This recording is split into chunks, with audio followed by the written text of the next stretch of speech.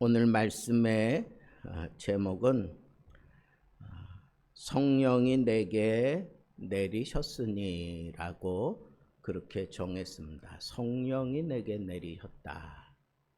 이 성령이 내게 내리셨다라고 하는 이 표현은 성령께서 위로부터 내게 임했다라고 하는 그런 표현입니다.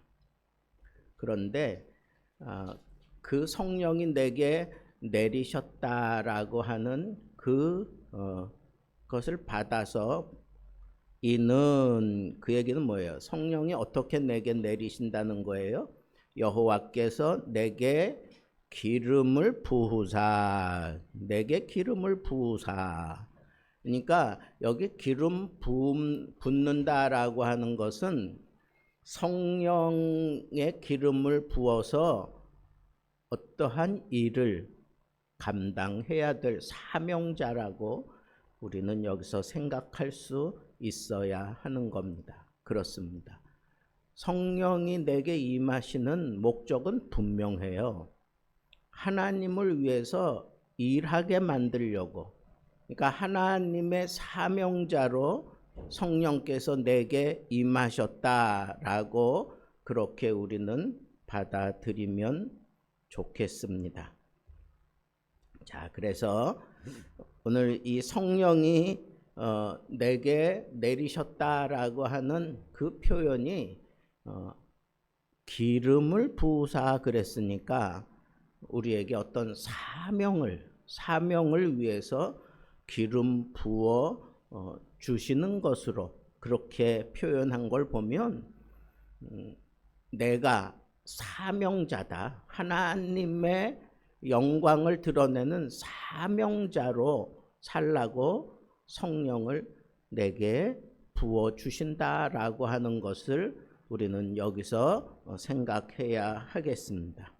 그런데 이 말씀은 이른바 여호와의 종의 노래란 말이에요. 그러니까 그리스도, 종 되신 그리스도에 대한 그 노래를 이렇게 쭉 해왔는데 그 귀결적인 그런 장이 바로 61장이에요. 그러니까 이 성령이 내게 내리셨다라고 하는 것은 그리스도에게 성령이 내리셨다 그런 얘기예요.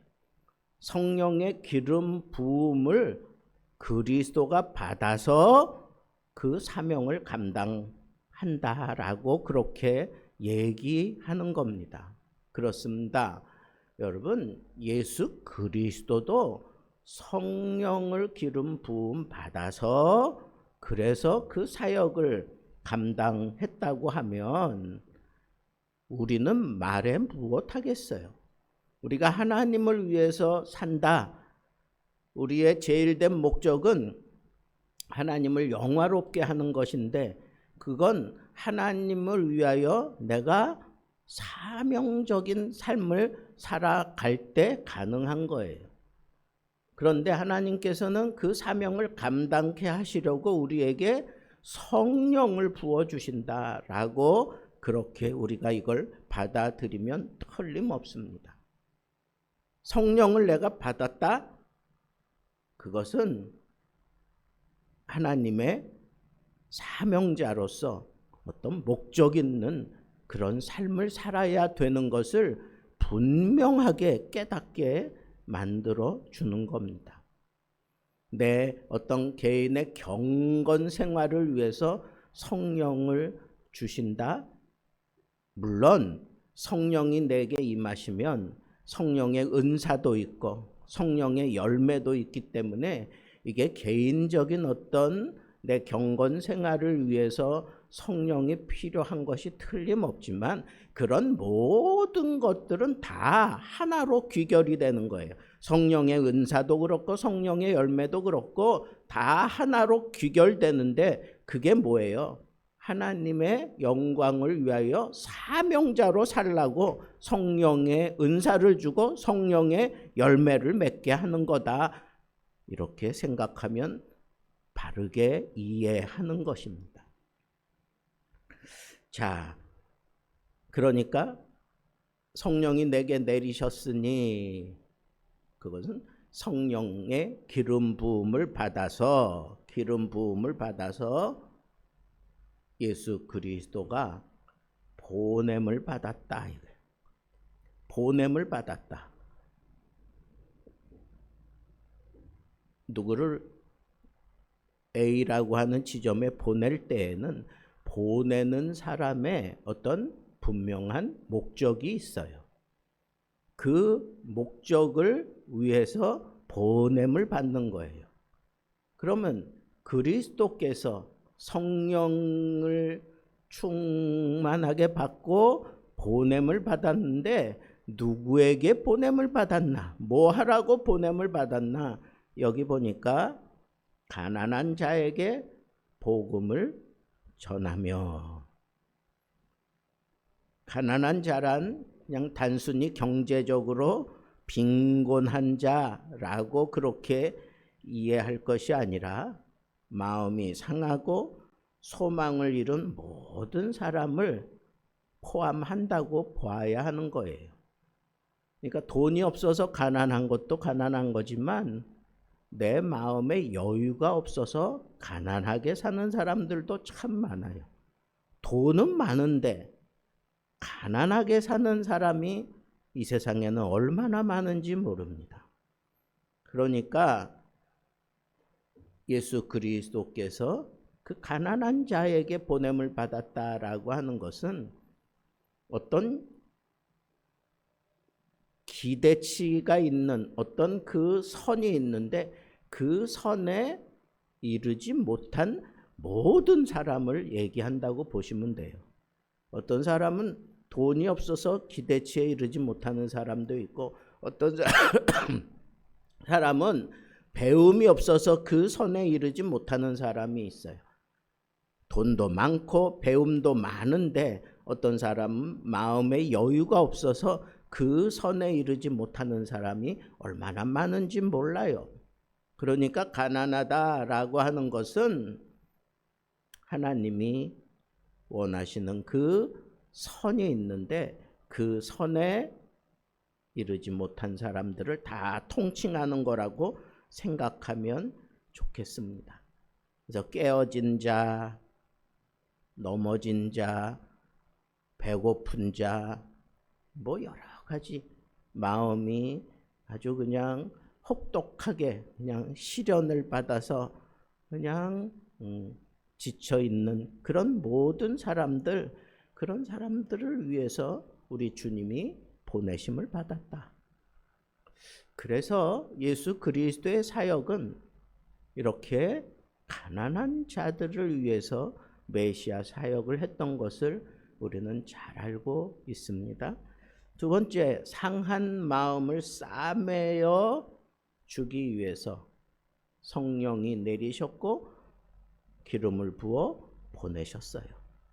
그래서 예수 그리스도께서 세상에 살면서 고통과 상처를 입은 자들을 치유해 주시기 위해서 메시아 사역을 감당하셨다라고 하는 거예요. 여러분, 이 상한 마음은 영어 성경에 보면 broken heart 그래가지고 그 심령이 깨졌다 그래요. 심령이 깨진 상태예요. 그러니까 여러분, 이 심령, 마음이 깨졌다?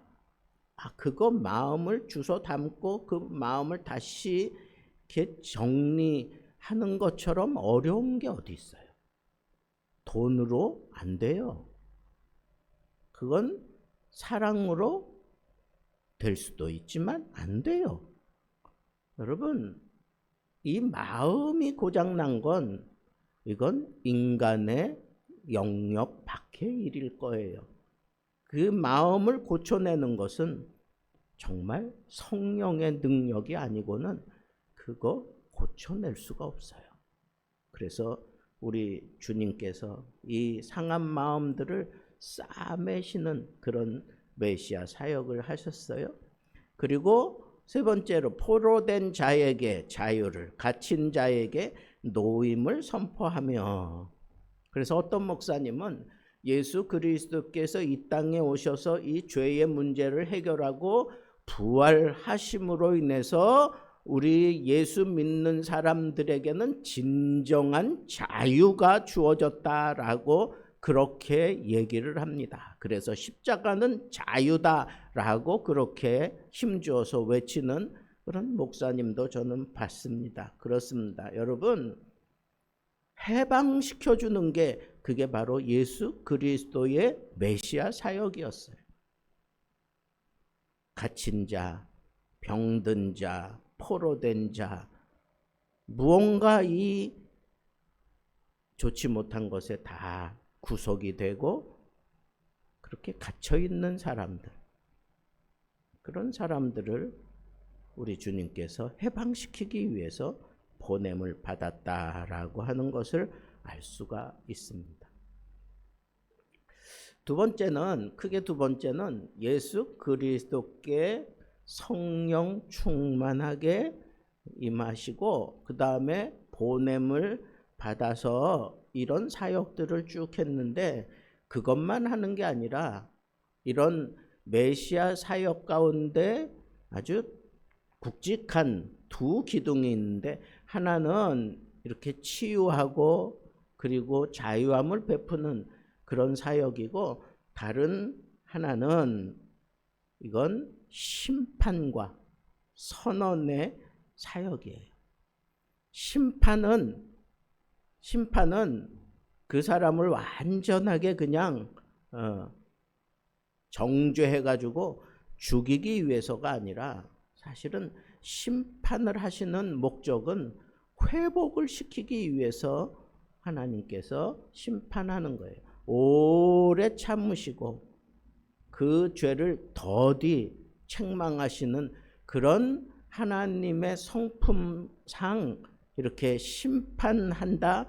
그리스도의 그 굵직한 두 번째 기둥은 이 심판인데, 은혜의 해와 하나님의 날, 그러니까 이 두 가지가 함께 공존해요.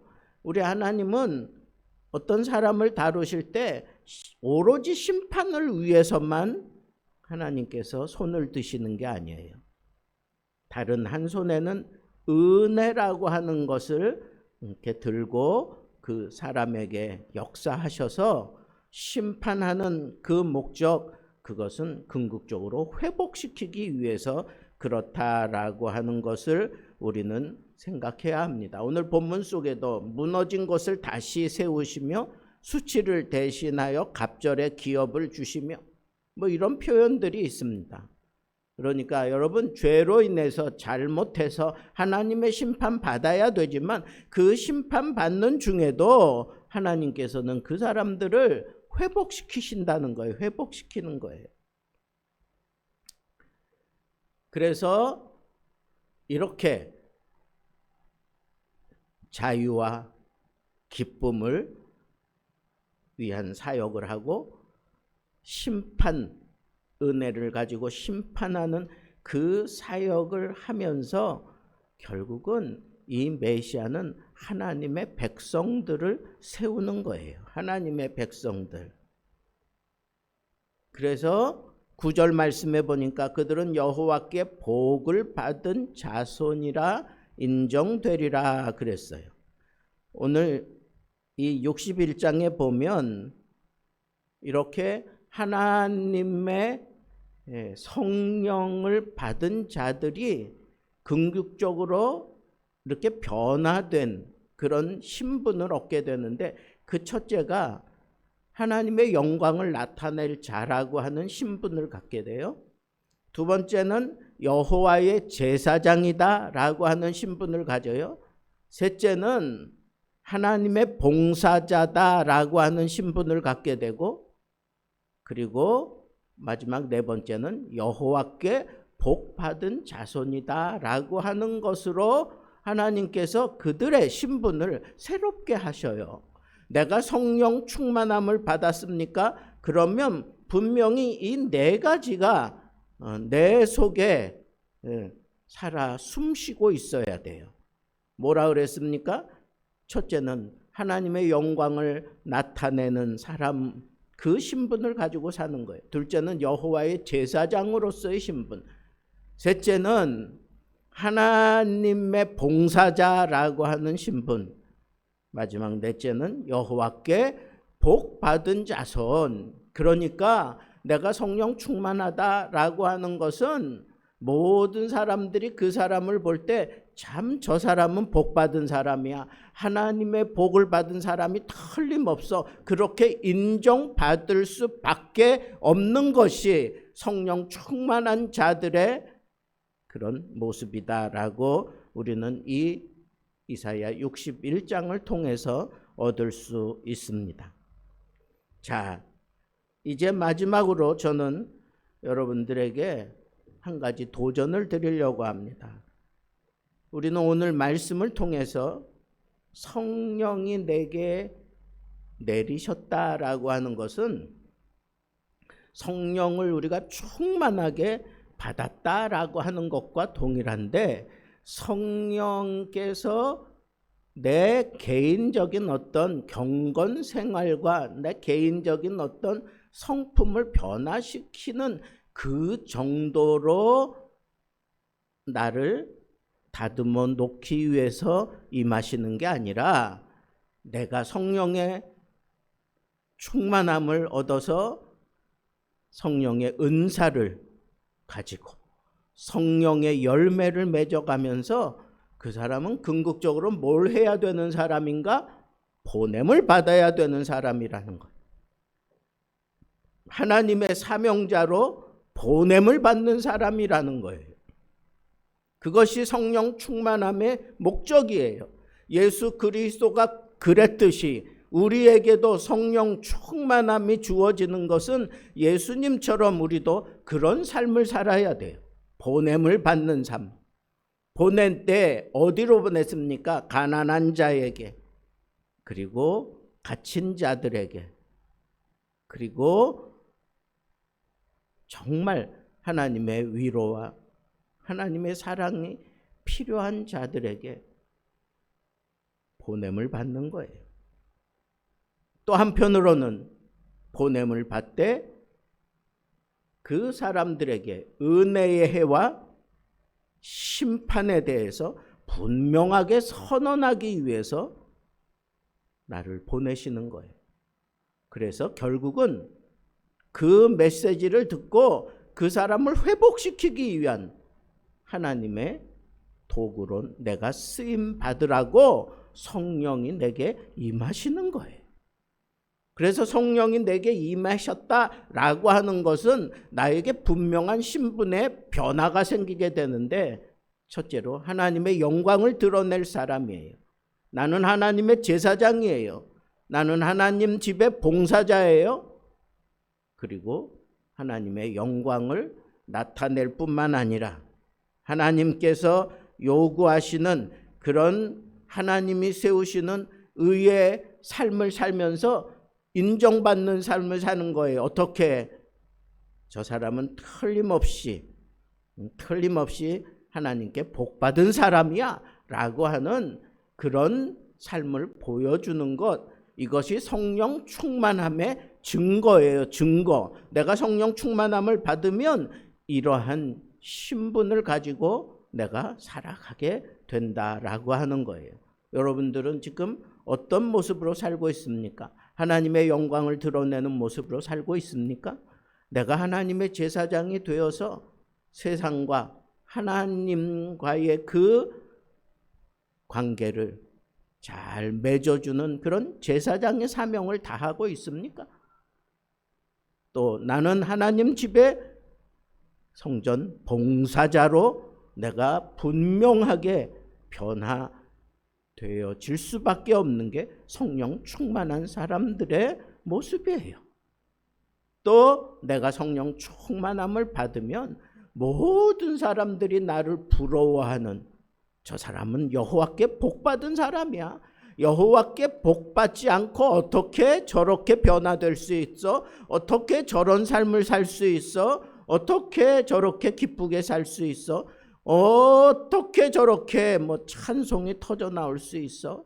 뭐 이런 식으로 사람들에게 그렇게 인정받는 게 그게 성령 충만한 사람의 모습이다라고 하는 거예요. 그러기에 저는 성령을 갈구하는 사람이면 하나님의 사명자로 산다라고 하는 이 분명한 의식이 없이는 성령 충만함 받을 수 없어요.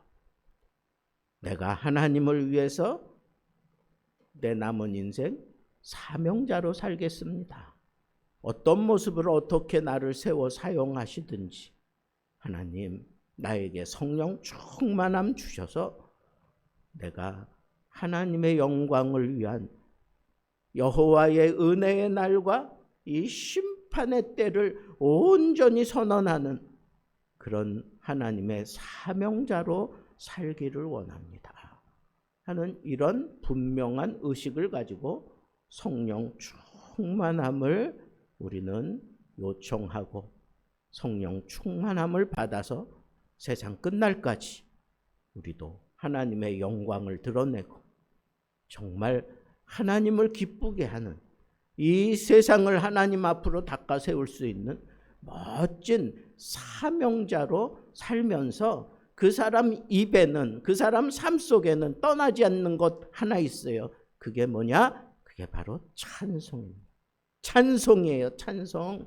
성령 충만한 자들에게는 이 찬송이 흘러넘치게 되어 있습니다. 여러분 이 세상 끝까지 찬송하면서 하나님의 사명자로 살아낼 수 있는 성령 충만함 받은 자들 되기를 우리 주님의 이름으로 축복합니다.